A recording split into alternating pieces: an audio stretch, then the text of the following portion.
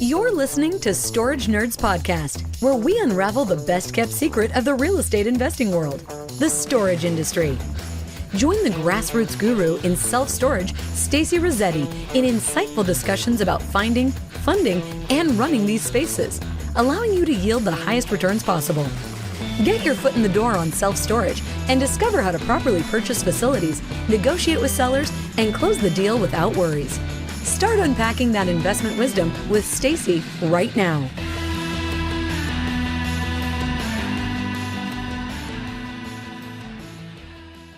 Welcome. Say hi to me. Tell me where you're from. Tell me if you own a storage facility or not. Making sure all my settings are all set properly. Okay. Yep, I'm looking good. Okay. All right. So cool. So we got New Jersey in the house. We got, who else we got? Anybody else? To introduce yourself to me while people start coming on. Arlington is here. You're a newbie. Good. Awesome. I love it. Okay. Keep introducing yourself while we get everything all set up. And I had just arrived yesterday into San Dimas, California. That's where I'm at. All right. So if you're following me, you know that I live in an RV and we travel full time. And last week we were in Las Vegas, and I went to the ISS. It's the International Self-Storage Conference. It's an annual conference that happens, and it happens in Vegas. So April will be the next year.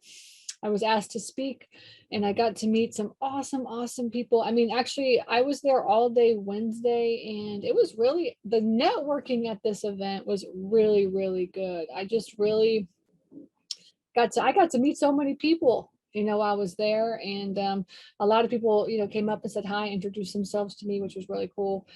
And so that was fun. And I spoke on a panel. There was a lot of newbies at this conference. And the truth of the matter is that when you go to these conferences, honestly, it's very high level. It's very, very high level. It's kind of one of these things where there was like 6 different tracks, and there was like an investment track, owner's track, management track.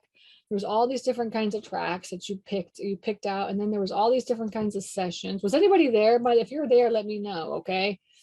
And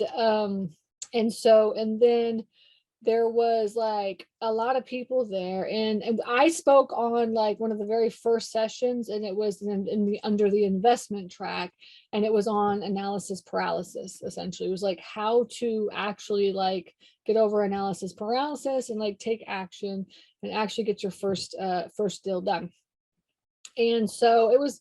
And there was a lot of people. There was a lot of people in this room. I was like, we were in some random room, like all the way in the back of the conference. I was like, nobody's going to find us here. I'm going to be like all by myself in this room. But the truth is there was a lot of people there. So people were actually attracted to this topic, So obviously, when I think of analysis paralysis, I think of like people that are trying to get started in real estate investing and storage investing. They're trying to educate themselves, and they just don't know when to take the leap, when to buy their first facility.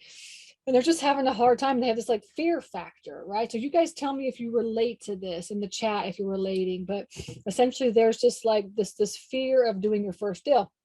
And I see it all the time because I coach people on a regular basis. In fact, we have a student right now in Storage Nerds, and he is getting his first facility under contract. And it's 322 units. It's his first facility. It's a huge facility, and it's in Texas, and it's just a great deal. He's getting it for less than $2 million. It's a great deal, honestly. And it should be worth eventually he's going to hold on to that thing. When he sells that thing, it's going to be double the value. And so he's going to do really well. And he has enough money to put the down payment. So the down payment's going to be about $500,000. So he'll be able to put the down payment on that, which is really good. And so that's why he wants a bigger deal, is because he has like this money sitting and he needs to like utilize it. So he just wants like a bigger deal. And plus he also wants to hire a management company to manage the facility. Okay. So because he wants to be hands off. He actually lives in California. I don't know if he's here. Let me see if he's here or not. Oh yeah, he's here. Good. And he lives in California and he wants to be hands off. And I think it's been a really, really good deal to hold on to. And so, but also he was also like talking himself out of this deal. I could see it. I could see it. And he was like in his mind, like, this is a big deal. The numbers, like, are these good numbers and things like this, you know? So after I talked to him today, I just started thinking about like deal analysis and like how we can really educate ourselves better on how to run deal analysis. Because the truth is a lot of people don't really take that first step, because not only is there's just like fear inside you of like, this is the very first, this is a big deal, or this is my very first purchase and I'm just like scared. But it's also just not enough education on what deal analysis is and what deal analysis entails. So essentially today I thought that we would just go over deal analysis. How do you really look at the numbers? How do you understand the numbers, so that you feel comfortable enough to take that first step? And I see students all the time in that position. So it's not just him. And actually, I mean, the very first deal that I ever did, I remember I did, this is like 10 years ago. But I remember like walking, I lived on 10 acres, and it's before I lived in an RV, right? So I lived in 10 acres and had a house and a guest house. And then we also had like we had like what we call the long trail and the short trail. Right. And the long trail went like all the way around the 10 acres, and the short trail went over like 3 acres. And I would walk it, and I would take like my dogs for a walk. This is before Lillian. This is like right when me and Pete like are, started like we're getting married and stuff like this. And I would just like, I was like scared to get into real estate investing. I was really, really scared. And so I'd walk this property, and I'm like the type of person where it's like, I just get recharged when I'm in energy. I mean, when I'm in, I get better energy when I'm like in like forests, mountains, like near nature, I just tend to do that. So that's why we lived in this like 10-acre forest is what we did. And I would just walk and take deep breaths and talk myself into doing these like real estate transactions. And that was the first deal, but it was also many, many deals. I've done like hundreds of deals in the past 10 years. And I just would talk myself into them, right? I'd be like, you can do this, Stacy. Like, you've ran the numbers. This is a good deal. I know it's crazy, but I think you can do it, trying to talk myself into it. So a lot of people, if you can relate, let me know. But, a lot of people get into that position where it's like, as soon as they find that deal and they think this is going to be a good deal, and then they start freezing. In fact, we had another student that just closed on a deal like maybe about a month ago. I would say about a month ago. But I remember when he got that deal under contract, he was like, in the first 90 days, he got a deal under contract. He started freaking out. And I had to help him, guide him. Say, this is a good deal. And then he tried to he was like, no, I need to just wholesale this. A lot of people do like, I'm just going to wholesale this. I can't buy this deal. I'm going to wholesale it. And then like after a couple of months of trying to wholesale it, he got an offer. And he had it under contract for $600,000, and he got an offer for $750,000. I was like, see, I told you it was a good deal. And so then after that, he started getting his wheels turning. And then he was like, okay, I'm going to just buy this thing. I'm going to really buy it. And it just took him a little like a process to go through. So I see it all the time, analysis paralysis. All right. And so I wanted to talk about deal analysis today and really kind of just dig into it and kind of help you guys at least get a better understanding about it, and really kind of just think through. And if you have any questions as I go through, then just ask your questions. And I'm going to go through like, what do you need in order to run deal analysis? I'm going to show you our deal analysis spreadsheet that we use. I share it with my students. I don't give it to anybody else but my students. So, but we'll go through that as well too, so you can see the numbers and things like that. And then we'll just like walk through one of the deals. We got a deal under contract. My acquisitions team got a deal under contract last week. So while I was in ISS, my acquisitions manager got a deal under contract. It's in Florida. I'm really, really excited about it. And so I'm going to walk through those numbers and just give you an idea of like what we're going to do with the deal. Okay. And so anyways, let's do that. And so in the meantime, thank you to everybody that has introduced yourself to me. I really appreciate it. If you haven't put your information in the chat, let everybody know who you are, where you're at, where you're from. Tell me if you're a newbie or not. I basically teach people how to invest in self-storage. And I'm going, and we have 11 facilities. We have a fund. It's called the Self-Storage Fund of America. And this is where we're raising money right now to buy facilities just like the one that you're going to see today that I'm going to talk about. And also we're going to, and then also I own a company called REI USA. So that's my shirt right here, REI USA. So if you want to learn how to invest in real estate, self-storage, or any type of real estate, please check out REI USA. All my REI USA students, thank you for coming on, hanging out today. I really appreciate it. But that's where it's a low cost way for you to learn how to invest in real estate. Okay, so there's some people here that ain't got a lot of money, and there's some people here that's got some money, and there's some people here that's got a lot of money. All right, so we're all on a different path. It doesn't matter which path that you're on, and because I've been in all three of those places. And so thank you for being here and giving your time. I'm very passionate about teaching people how to invest in real estate. I'm very blessed to have learned how to do what I do, and so I teach as well and kind of show you all the things that I've done. Now, before we get started, I wanted to remind you guys that as of May 1st, the doors to Storage Nerds are opening, and they close on May 14th. So there is only a 2-week period where the doors open and I take students, and then they close, and that's it. And then we won't take students again until the end of the year. All right. So if you are thinking about, you want to get into the coaching program and you want to get into the mastermind, then please make sure that you get on our wait list. And Ariel will put the website into the chat, because I can't remember what it is, honestly. And and then you will get notified when the doors open. You will get access to my calendar, and then you can meet with me face to face, and we will talk about the coaching program and what your goals are, and is it the right fit for you. Another thing that we're implementing as of May 1st is the turnkey acquisitions. Turnkey acquisitions for our students. So if you are the person that's like, I really want to get into storage, I've got money, all right, but I just don't have the time to get out there and look for a storage facility, you can hire my team to get out there and find the facility for you.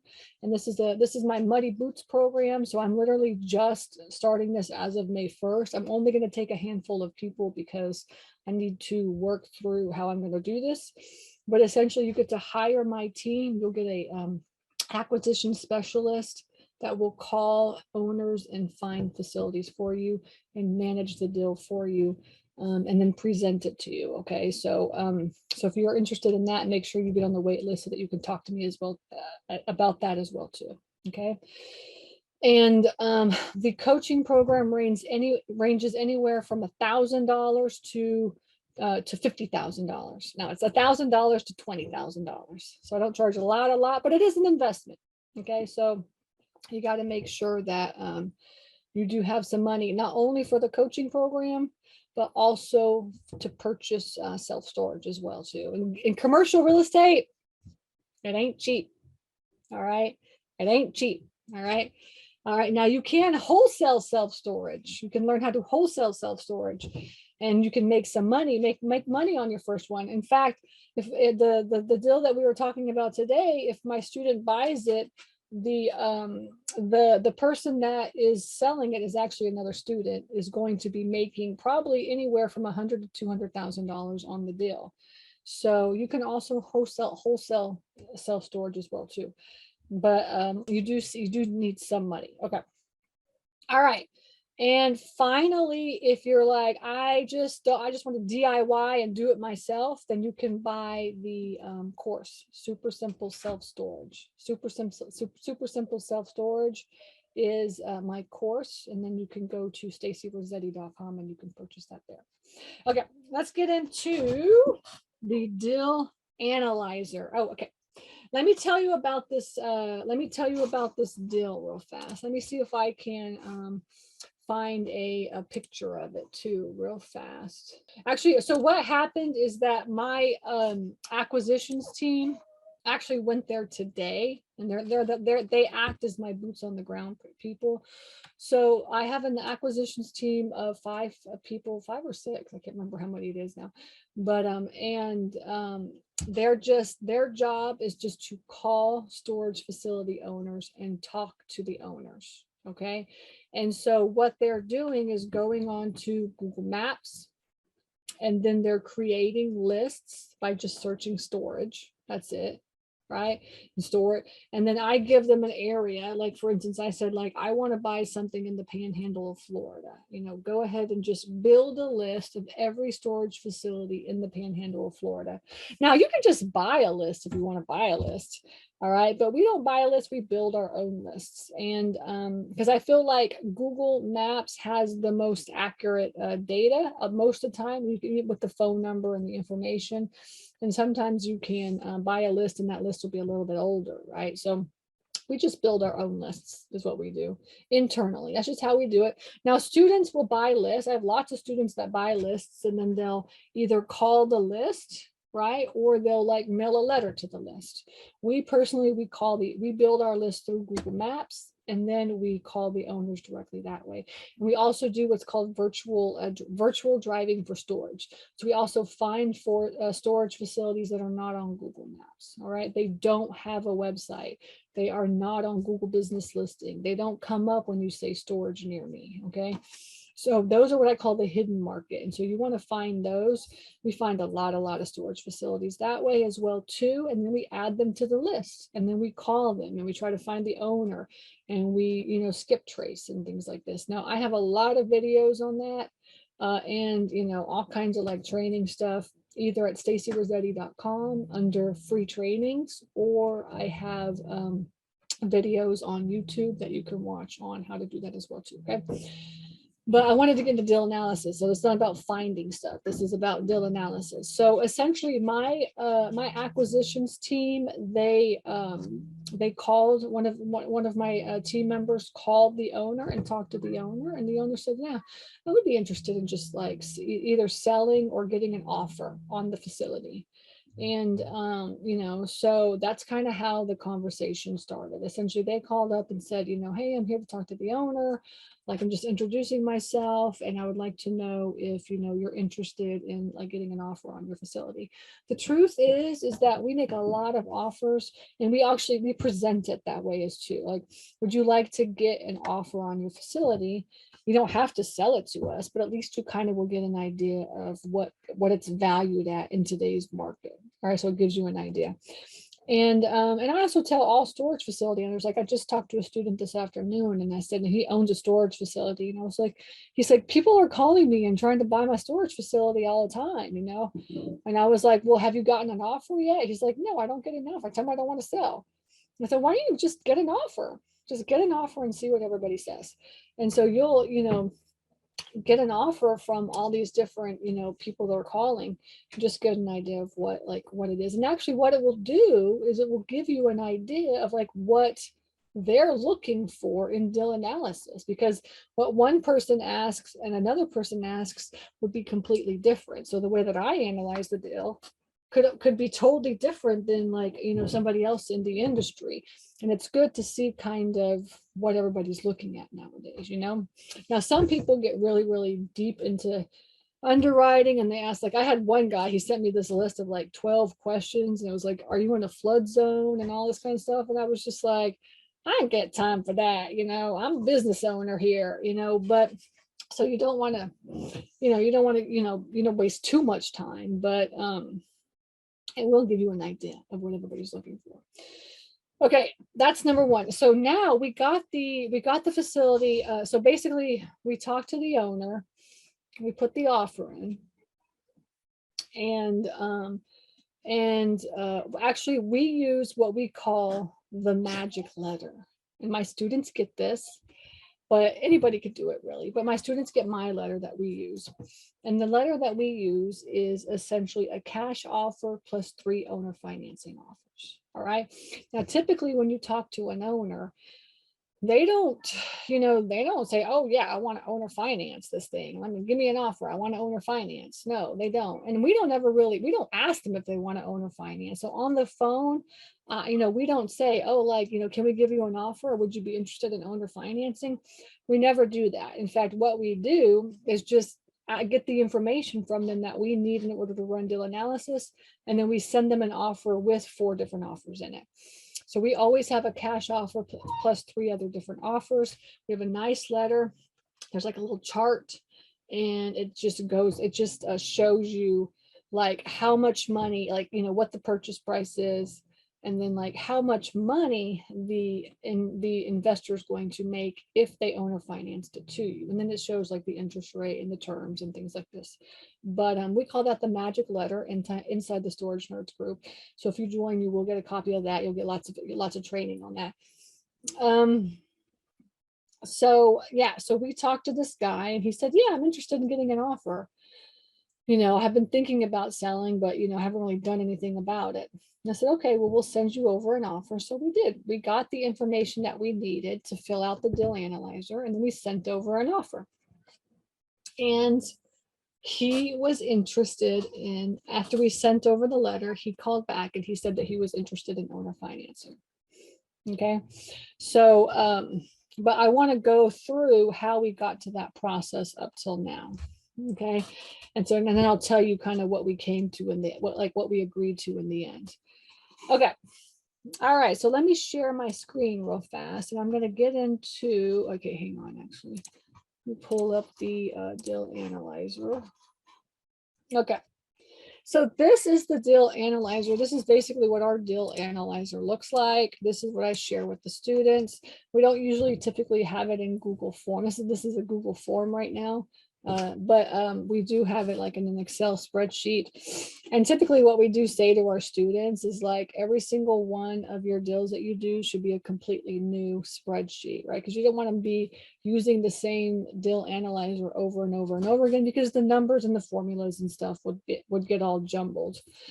But at least you can have an idea of what a deal analyzer looks like. Now, this deal analyzer we have been working on internally for several years, and we're always got new updates because we're always updating everything. And this is actually not even the latest version of the deal analyzer, but this is because we just rolled out a new deal analyzer last week.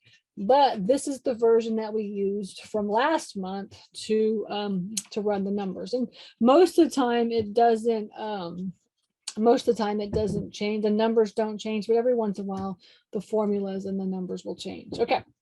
So let me go through this step by step, just to give you an idea of what is needed in order for you to run deal analysis. Okay. So, and you can have it, and you can make a checklist.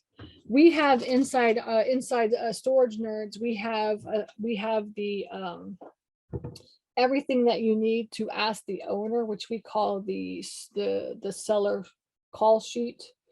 We call it the seller call sheet. Is basically just a list of everything that you see here in yellow that you're going to need or input in order to run deal analysis. Okay. And on our deal analyzer and Storage Nerds, you only input what's in yellow, and then the formulas and everything are all calculated as you go through the deal. Now, as you can notice, as you can see along the bottom, there are a lot of tabs here that need to be utilized and updated. So when you think of running deal analysis, like everybody's always like, what's the formula? Because like on the residential side, it's like a quick formula that you can use. But in the commercial real estate world, it's really more like bigger picture. All right. So it's like you have to look at what we call like as is value, potential value, and then like your opportunity value, right? So what you can make as an opportunity. So in commercial real estate investing, you have to look at the whole picture. You can't just like, have some formula. and then try to come up with it. Now, a lot of people will have, like I have a student, because we did this last Thursday in Las Vegas, we did an infield training day with some of our students. And one of my students, I don't see him on today, like he just has his calculator and he's just like, he's like calculating his numbers all the time. And I'm in my head, I'm like, I can't do that. Like I need to like run numbers and like look at the picture, and I have to look at the whole deal. But he just does it like in his head. I'm just not that good, honestly. I'm a visual person and I like to look at the whole thing. So, so as you can see here on our deal analyzer, and this just will give you a good idea of how like to analyze your deal, your next potential deal, is that you have current, like you basically are going to have the current inputs, as you can see here under the blue tab, and you have the potential inputs, right? And I'll get into what potential is. Potential is if you take it from 10% vacant to 8% vacant, or 20% vacant to 8% vacant. So essentially we're calling full 8% vacant, okay, is what we're calling it, right? Now you could argue with some people that like a lot of the REITs, they actually run their numbers at like, you know, 82% full or 85% full, but we run our numbers at 92% full is what we do. And so this is potential. Potential is when you can get it to full status, all right, from mismanaged status, okay? And then we have the after updates column. And after updates is when you're taking it from, you're taking these inputs here, which is either adding units, adding square footage, increasing the price per square foot, right? The rent per square foot, or taking it from this vacancy to this vacancy. Okay, from one vacancy to a higher vacancy. Okay, so yeah, so that is basically what that is basically the three different values. And how we do that is we have current, potential, and after update. So now, and then also what we'll do is we're going to input these tabs here so that you can see what your current as is price is going to be, which is on this valuation tab, basically what your NOI comes out to, and then, or as potential rents, what your NOI can come out to, or your after updates, what your NOI could come out to, right? So we'll get into that in just a second, but that's why it's so important to kind of separate it out. So when you look at a commercial property, you really look at it in three different ways. Now, if it's an income producing property and it's like already full, well, then the current price and the potential price could, you know, could be the, you know, the same, all right? But typically they're not the same. So we'll get into that. Okay. So we're looking at, this is the property that we have under contract right now. So I'm just kind of showing you what we got. And let's see. So we made an offer of, okay. It's actually, this property is in a primary market.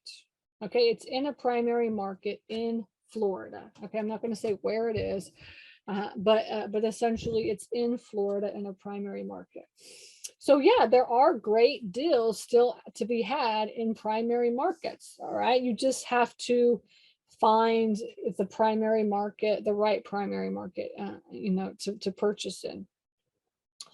And so yeah, so we made the offer at $1.64 million, and I'll get into that in just a second. If we went to a bank and got a loan, and then this is what we ran our numbers at. Now it probably would be cheaper than this, but I just ran it at an average of a 5% loan for 10 years is what I did. Now you could, if you were going to get it amortized, maybe you could do like 240, you know, 240 months or whatever you want to do. But typically your months are going to be, I mean, your term on a loan is, and a bank, from a bank, is going to be, you know, 5, 10, 15, 20, 25 years. Commercial loans will go up to 25 years. Okay. So just really, it just depends on the lender and what their terms are. So really this number it's your going, this is going to determine what your mortgage is going to be, right? So here's the mortgage payment right here. It's going to be $73,000, depending on how much money you put down and how much interest rate you're going to get, and then what your term, the term of your loan is going to get. And we do have a loan calculator sheet that we put all of this down, right? So we're running it at 10% down, and it's due at 1.478. I mean, sorry, the balloon after, 20 years, this is what's going to be loaned. I mean, this is what's going to be owed. Okay. And then this is what the interest rate's going to be.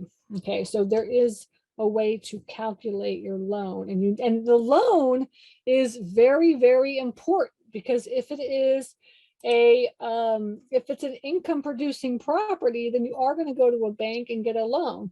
Now, if this was a mismanaged facility, you were going to go to a private lender and you're going to get a loan, right? So the terms of the loan are very important, and it really makes or breaks the deal. Now, the loan terms, the numbers from the loan, your mortgage payment, is not calculated in your NOI. Okay, so you'll see that's why we have over here, we have your, your annual NOI minus your mortgage, right? So this is what you're going to make. If I were to get a mortgage that looked like this is what I would be making on an annual basis. All right. So this is kind of like, this is what you should be looking at if you're going to get a loan, if you're going to get a loan from a bank. Okay. All right. So let's keep moving.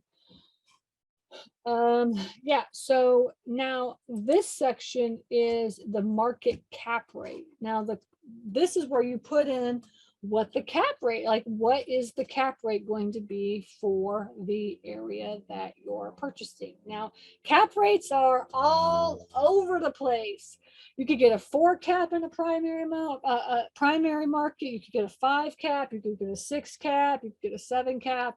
Just really depends on what it is. On the secondary market, you could get like a 6, a 7, an 8, a 9 cap. On a tertiary market, you could get a 7, 8, 9, 10. I mean, honestly, prices are so crazy right now that people are paying like super high prices for deals, which makes the cap rate go really low. So, and I've done a lot of videos on cap rate as well too, and like how to figure out cap rate. So you can go and just watch all those free videos on YouTube if you need to.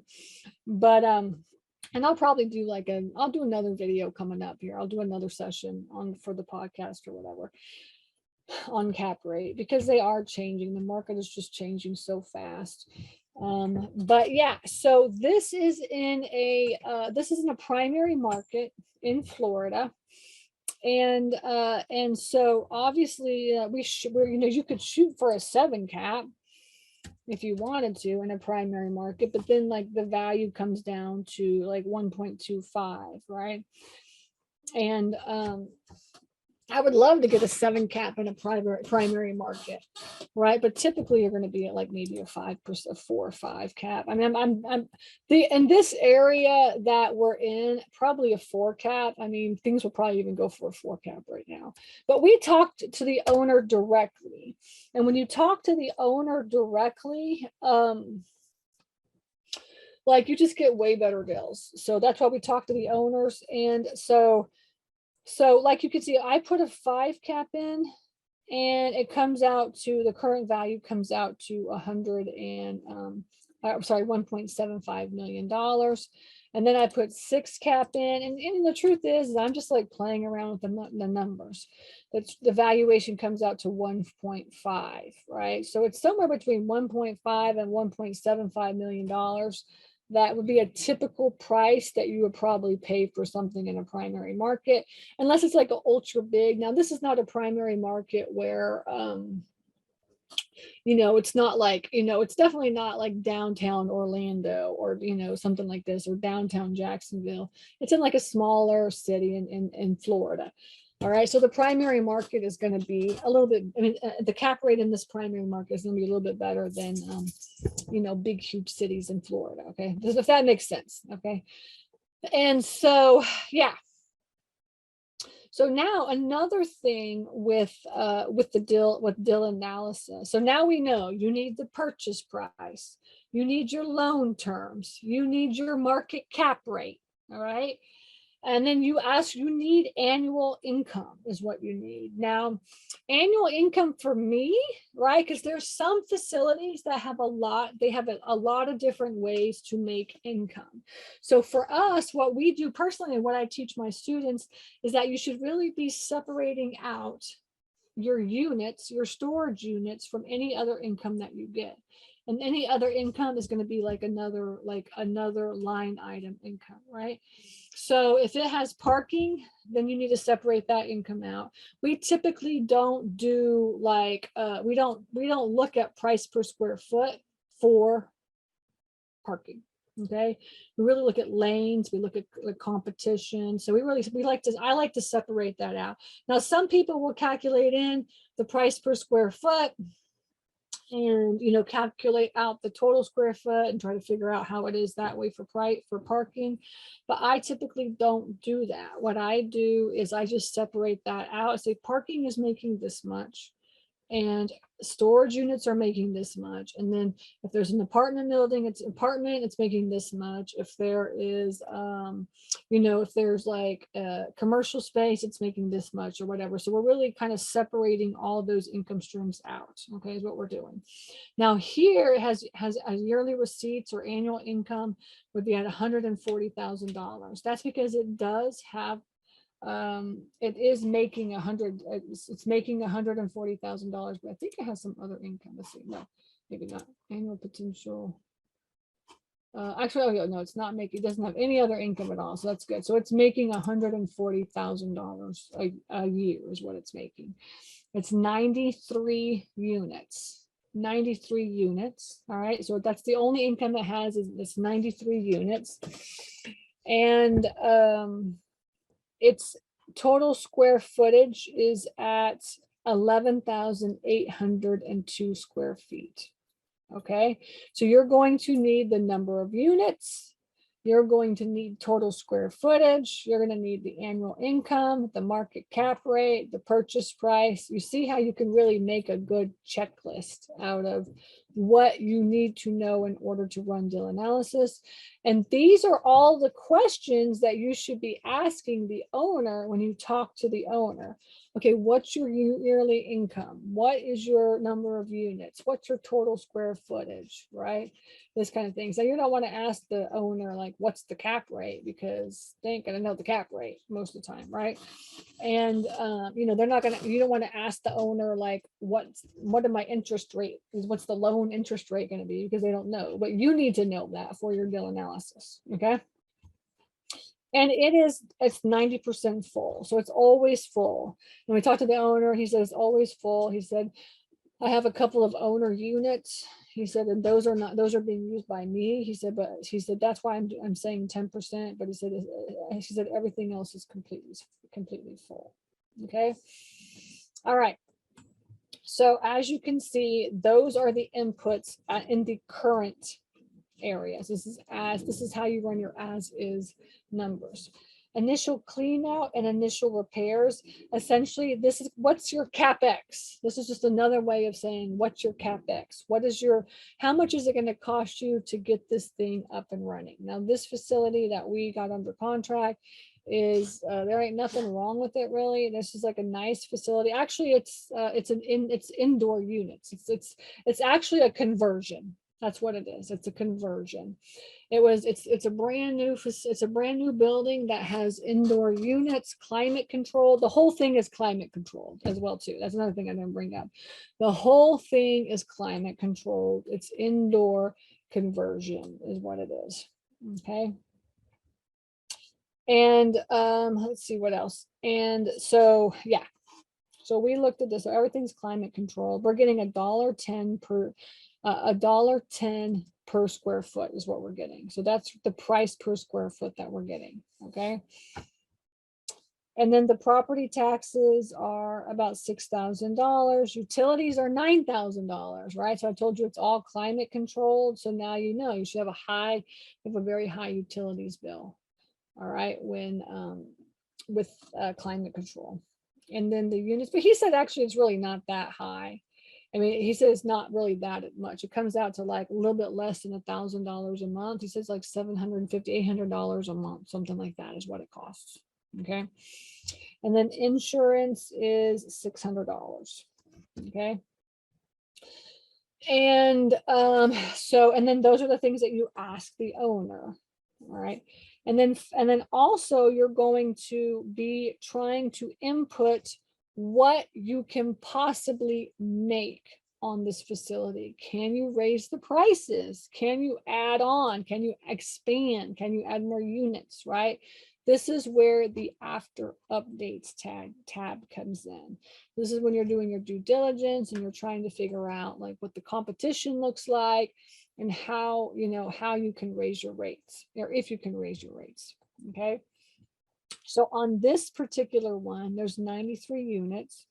You cannot increase at all. You can't make any more space because it's just a conversion. It's already there. It's all built out. So it's, almost 12,000 square feet done, ready to go. $1.66 is what the competition is charging per square foot for climate control in the area. So I'll get into that in just a second, but essentially, how did we find that number? Well, we called every storage facility in the area that offers climate control. We asked them what they charge, right? That was our competition underwriting, right? Getting a good, and I'll show you that. That actually falls onto this spreadsheet right here.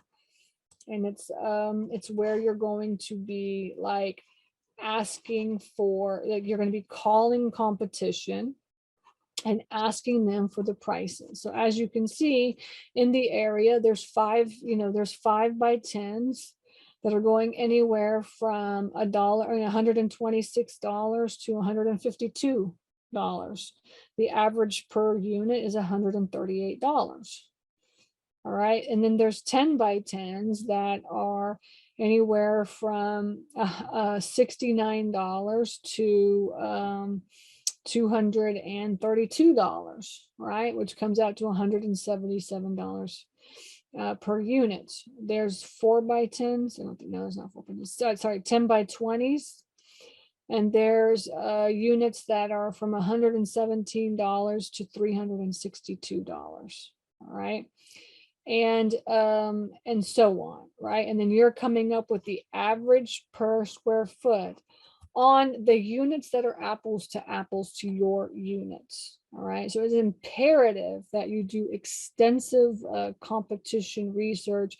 You cannot go on to Radius Plus and like go off of their numbers. You have to call them and get the information. You have to call and talk to the owner and pretend like you're going to be a tenant and try to get as much information as you can, because we've learned Radius Plus does not have the most up-to-date information. If they have a website, great. You can't go onto the website because what if they have their units based on like dynamic pricing, and that day it's that price and tomorrow it's another price, so you should really be calling and saying, look, I'm trying to figure out what the prices are. Can you really give me an average of like, what should I be budgeting for a 20 by 10 climate control, in this market right now, and stuff like that, and talking to the people on the phone and really getting those numbers. And this is what we do. All of our acquisition specialists, they all call and talk to all of the competition and get all the information that way. Okay, so it's so as you can see, we just basically did apples to apples because this is kind of what they're offering. And we took 138 units, 177 units, and 304 units, right? And this is basically just a formula, but essentially we came up with the average per square foot, right? And then we added these up and then just divided by 3. And it came out to, I don't know what it comes out to, but we came out with the number $1.66 a square foot. Right, so that comes over here back into the info tab, right? And this is where our input, where our competition price is. And this area is obviously it's in the panhandle of Florida, and this area is one of those, and actually in this not in this area, but this facility essentially is owned by the same owner, and he's had it for a gazillion years, like 20 years or something. And he hasn't raised the rates in 4 years. Okay. He was too afraid to raise them before COVID, and then COVID hit, and he just hasn't raised the rates because he didn't want to be the bad guy. You know what I'm saying? So, so that's how we came across this facility. And now you can see, as you input the numbers here, then you'll come up with, it basically inputs this out here, and we'll go over here and we'll go over this in just a second. But I wanted to go over the expenses here. These are our expenses, and we have property maintenance, staffing, software, marketing, and the mortgage payment. Property maintenance, and you can click on the tab here. I'm not sure, C6 is, oh yeah, C6 divided by 0.015 is kind of what he did. Now, my husband created these formulas, so these are all just based on our numbers. So basically, he's taking the purchase price, and then he in order to come up with the expense of what the property maintenance is going to be. And this property maintenance includes the boots on the ground person. It includes, like, if you're going to put a new door, springs, repairs, boots on the ground. It's all things maintaining our property. So he lumps it all together is what he does. And he just multiplies the purchase price by 0.015. Staffing is $7,400. So he has some formula here that he comes up with. It's $400 a week, basically times 12 plus 50 times 52. So that's his little formula he comes up with. Now, staffing is the phone people. It's the people that answer the phone, do all the paperwork, the auctions, the behind the scenes kind of stuff. Software is basically like, the software that we use, the back office software. And then the marketing is, any type of marketing that we do in order to find the facility. I mean, to lease up the facility. Okay. And the mortgage payment, this stems from these terms right here. And it comes from the loan calculator sheet right here. Okay. All right, so that is the inputs. So you can create your own sheet.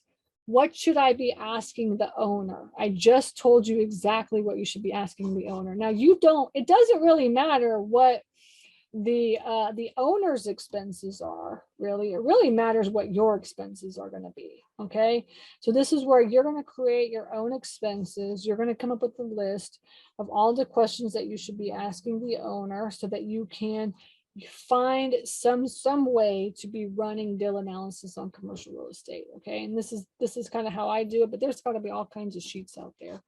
Now, as you can see, as this price right here, it's valued at $1.5 million. So if I pay $1.64 million, I'm already negative almost 200 grand into the deal. Now the NOI comes out to $87,000. This is where I just clicked on the valuation tab, but essentially the NOI is calculated by the gross potential rents minus all the expenses. Okay, so this is kind of how it factors in. Here's our expenses right here. And then this is if we had a mortgage based on the numbers or what we inputted into the loan calculator. So we have like a little section here that ships wrong one.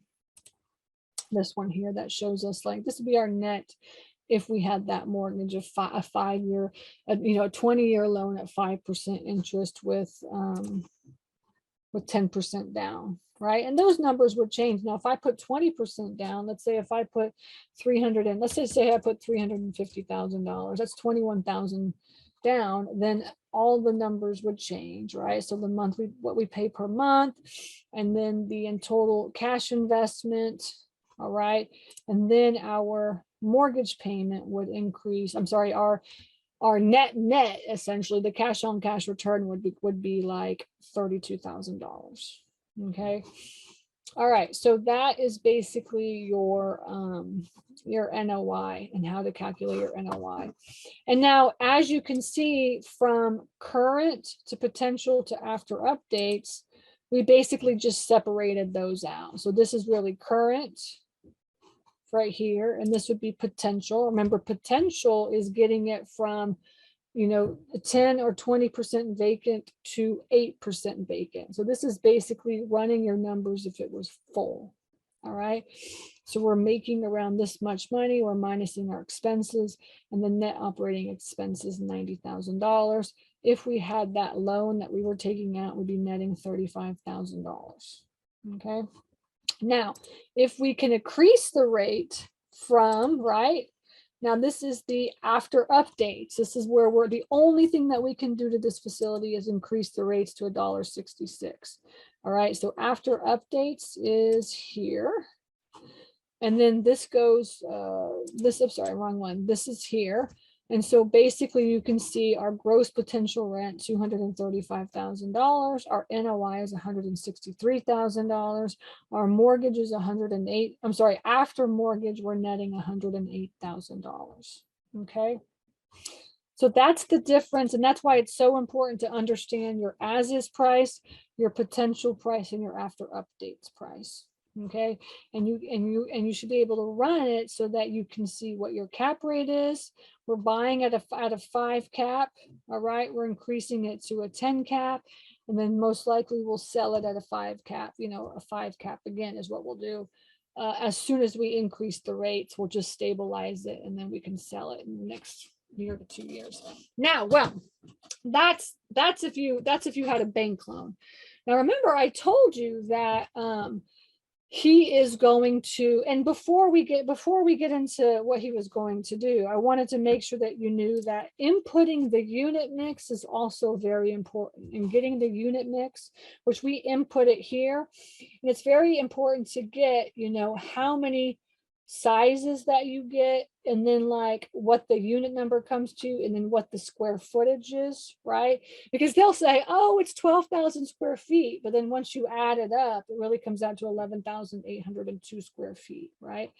And you want to be looking at the current rate and inputting what is he currently charging, and what do we need to charge in order to just get it full, and then also what do we charge if we want to increase the rates? Okay, right. So you can see, like, as of right now, he's making about $16,000 a month, and he should be making about $20,000 a month, something like this. Okay. All right. All right. You can put your questions in there, but what I wanted to say is in the end, he said he ended up taking the owner finance deal. And so the terms are, and we came up with like a whole bunch of different terms. We came up with 3 different terms where we had just like, we had like 10% down, 15% and 20% down. And then we had an interest rate. Now, typically, if I put more down, the interest rate is lower. If I put less down, the interest rate is higher. And I think we started out at like 4% and went up to 5% interest. And then we showed like how much he would make. And I think the term of the loan was like 10 years, 15 and 20 years. We just kind of came up with like 3 different scenarios and just sent over the offer. In the end, what he said was, in the end, he said that he wanted, it's really okay, like awesome terms, honestly. He wants $300,000 down. All right. So, I mean, he wanted like less than 20% down, and he wants 4.7% interest, and he wants a 10-year note amortized over 20 years. Okay. So I think the mortgage came out to like $7,000 or $8,000 a month. And we'll be making about $20,000 a month. So definitely enough money for the mortgage. And also what he's going to do too is the first 90 days are no payments. The loan starts after 90 days. So he's going to give us, I asked him, I said, can I just have 90 days to like get in there and stabilize the facility? And then after 90 days, I can start making you the payments. And he said, yeah, that's fine. So essentially we got the facility for $1.64 million. He wants $300,000 down, and it's a 10-year note at it's a 10-year note at 4.7% interest amortized over 20 years. Okay. So, yeah. So that was basically the deal. Worked out really good. I'm really excited. So our acquisitions team is there today taking pictures and videos, and we gave them we have like a due diligence checklist that we have. So they took the due diligence checklist, and they're basically our eyes on the ground, our boots on the ground. I mean, our eyes, I guess, boots on the ground. They're looking at the whole facility and getting all the information about all the HVAC units and doors and latches, and there's like an office that's there and all kinds of stuff or whatever. So I just talked to them today. They said it was great. It was an awesome day. And we're going to meet tomorrow and just go over everything. So we have that under contract, and I'm looking forward to purchasing it as soon as we can close. Okay. All right. So that is deal analysis in a nutshell. Hopefully that at least gave you an idea of what you should be asking sellers, what you should be looking for in the deal. So remember, you have like all the questions, all the things that you need to be asking the owner so that you can input that into the deal. You need to be looking at the competition. You need to be looking at the unit mix. You need to be looking at what your NOI is going to be, and also your NOI minus the mortgage. Are you going to be able to afford the mortgage, and what's your net going to be so that you can have some money left over, things like that. So I kind of went over all that today. And then also your loan and what your loan entails. And your loan really is going to signify whether or not you can move forward on the deal or not. And everybody's loan is different. So you just have to have those terms. Okay. All right. Okay, let me go over the questions real fast. And then I'm going to do right after this, I'm jumping off and I'm going to the Self-Storage Fund of America pitch. I pitch that every Monday night right after this session. So you're more than welcome to come listen in if you're interested in passive investing in the self-storage world. It's stacyrossetti.com/fund. Register, and then you can hop on and you can come to the pitch. And I do that every Monday night. Okay. Okay, where's the value area with cap rates of higher than 9%? Typically, you can do this in tertiary markets. Okay, you can get some really good cap rates. But and actually the truth is you can get this, I mean, it's in a primary market. Now I'm buying it at a 6 cap or buying it at a 5 cap, raising it to a 10 cap. So it's going to be over 9. And then I'll be able to sell it later, at a 4 or 5, 6 cap, whatever it is. But you could typically buy an income producing property in a very tertiary market at a 9 cap. Okay. Like we've seen this many, many times inside our business. Okay. Any other questions? Let me see. Any questions that you have about deal analysis? Let me go through and see if we have chat. Yeah, here's one. I have a finance question. If you were to find a self-storage at 60% of the value, have you worked with a lender that would give you 100% financing? No. There are not a lot of lenders out there that are going to give you 100% financing in the commercial world. Okay, unless you guys have seen this, y'all let me know. But I have not seen this anywhere. This is not like residential. Commercial is like a whole different ball game. They're not going to give you 100% financing. They definitely want you to have skin in the game. Now, I do 100% financing, but what I do, I mean, I personally don't do it. I borrow money and my lenders do 100% financing, but they're private lenders. And so you can definitely get a private lender to fund you at 100%, right? Now, are they going to lend you $1.6 million? No, but a couple $100,000. What I would say too is like, if you need 100% financing, well, then maybe you should probably get your finances in the row, or maybe you should wholesale. Right? Or you can partner, wholesale or partner. You can be the boots on the ground person that's like managing and doing all the work. And then you can have a partner that brings the money in, and you can just split the deal and then do it that way as well too. Okay. So that's something that you could do. Let's see. Do you find the price of a storage facility higher or lower than 5 years ago? Definitely higher. As I said, I talked about this in the very beginning, people are paying more money for storage. So typically when I got started, primary market was like 6%, 6 cap, and now it's like a 4 cap, so people are definitely paying way more money than they were 5 years ago. Okay. But it's a market cycle, so if you don't want to pay that much, eventually it'll come back down, go back, we'll have something that happens. So you just have to hold out. I don't know how long it's going to be, but Right now, everybody wants to get into self-storage investing, so it's a little bit more pricier. But if you talk to owners, you can get deals just like the one I found. Okay, good. All right. Well, I appreciate your time. I'm going to go ahead and hop off, and I'm going to go on to the next session right now to the fund, and I look forward to seeing you there. All right. Take care. Thank you for joining us for this episode of Storage Nerds. Hope this informative conversation inspired you to go out there and jump into this highly profitable business venture that people rarely talk about. Get more tips on storage space investing at www.stacyrossetti.com. Don't forget to subscribe to the show and leave a rating. Together, let's build that thriving passive income one storage space at a time. Until next time.